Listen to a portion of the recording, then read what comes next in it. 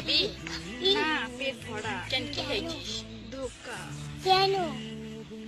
কি কষ্ট, মনে হয় ভালোবাসা।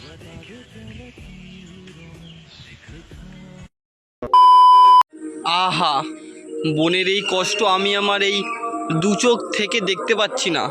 আমার মনে হচ্ছে দু চোখ থেকে থুতু পড়ছে। কি আর বলবো বোন, তোমার এই কষ্ট দেখে হয়েছি আমি বোকা। সত্যি বুনু, প্রেম করে খেলে তুমি ধোকা এইভাবে? না না বুনু, তোমার এই বলো তো ধোকা খাওয়ার কারণ আছে। তুমি যদি পোলিও খাওয়ার বয়সে ধোকা খাও তাহলে কষ্ট তো হবেই নাকি? এর জন্য আগে পোলিও খেতে হয়, তারপর ধোকা খেতে হয়।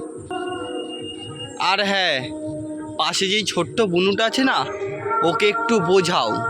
ও এখনও অনেক ছোট, ওর এখনও ছোট্ট বয়স, তাই ওকে এইসব না শিখিয়ে পোলিও খাওয়ানোর টাইমে পোলিওটা খাওয়াতে নিয়ে যাও, বুদ্ধি হবে, তোমার মতো গদ্ধব তৈরি হবে না।